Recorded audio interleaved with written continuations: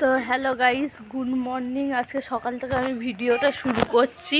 তো সকালে দাঁত মাজা হয়ে গিয়েছে, চা খাওয়া হয়ে গিয়েছে, আর মা বাড়িতে নেই, মা দিদির বাড়ি গিয়েছে। আমি আলু কেটে নিয়েছি আলু ভাজবো বলে। তো চলো আলু ভাজি আর তোমাদের দেখাই ছেলে কি করছে। তো আমার ছেলে ওখানে টিভি দেখছে খাটে বসে। আমি ঘরটার আমার মোছা হয়ে গিয়েছে সকালবেলা, তো দুষ্টুমি করছে আর টিভি দেখছে। তো চলো আমি আলুটা ভেজে নিই, রুটি করা রয়েছে, রুটি দিয়ে আলু ভাজা খাবে, ও বাড়ি রয়েছে, আজকে রবিবার। তো চলো আলু ভাজাটা করি, তারপরে তোমাদের সাথে কথা বলছি। শোনা, ওখানে বসো বসো, ওখানে বসো। তোমাদের একটা জিনিস দেখানো আছে, এই দেখো আমাদের মিঠু। মিঠু, খোকাকে ডাক, খোকা, খোকাকে ডাক। আমাদের এই মিঠু রয়েছে, আমি আর আমাদের বদ্যি পাখি আছে, চলো দেখাই। ওই দেখো খোপের মধ্যে দুটো পাখি আছে, বদ্যি পাখি। এই একজন বেরোলো, ওই একজন বেরিয়েছে।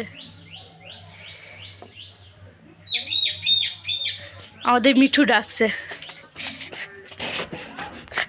মিঠু কই, কই মিঠু কই, খোকাকে ডাক, খোকা, এই খোকা।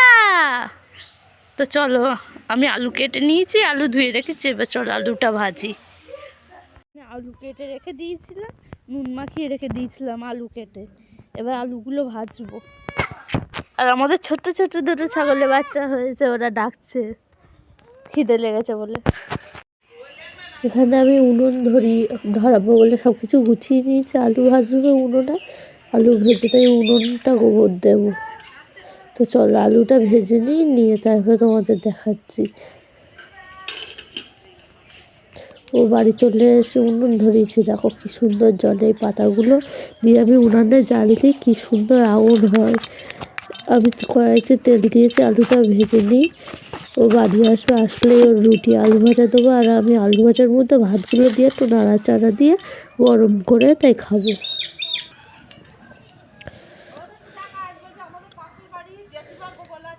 মা দিদির বাড়ি গিয়েছে, মা একটু পরেই বাড়ি আসবে।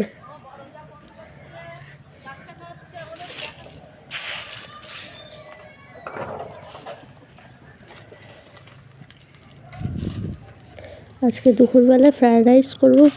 ফুল ভিডিওটা হয়তো তোমাদের সাথে আমি দিতে পারবো না, কিন্তু যতটা পারি ততটা করবো, কারণ আমার ছেলে আমার ফোন দেখে। তো ওই কড়াইয়ের মধ্যে আমি আলুগুলো দিয়ে দিলাম, ভেজে নেবো। এইবার ভালোভাবে নাড়াচাড়া দিয়ে আমি ভেজে নিই।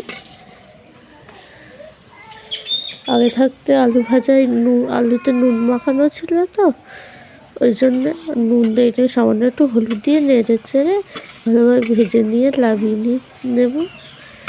ও বাড়ি চলে এসছে, ওকেও এবার একটু দেবো।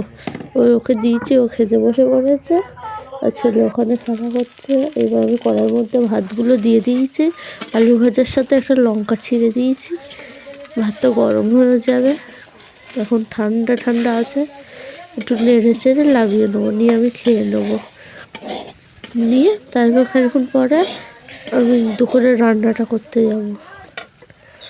উনুনে সব কিছু আমি গুছিয়েই নেবো। দেখো আমি হাঁড়ি করে বাইরে আর একটা উনুন আছে, ওখানে গোবর দিয়ে নিয়েছি। আজকে চিলি চিকেন আর রাইস করবো।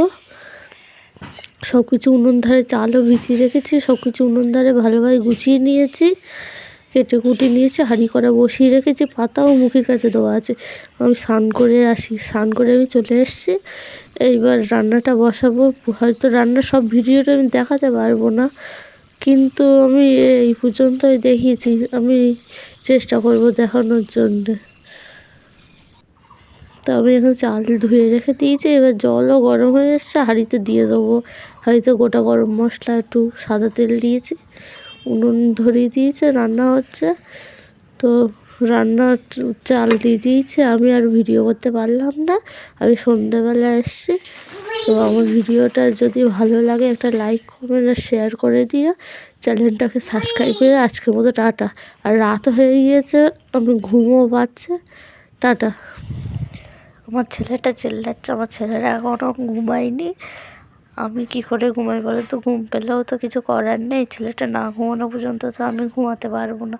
তো ফোন দেখে বলে আমি ভিডিওটা ঠিক সেইভাবে বা ভালোভাবে করতে পারি না।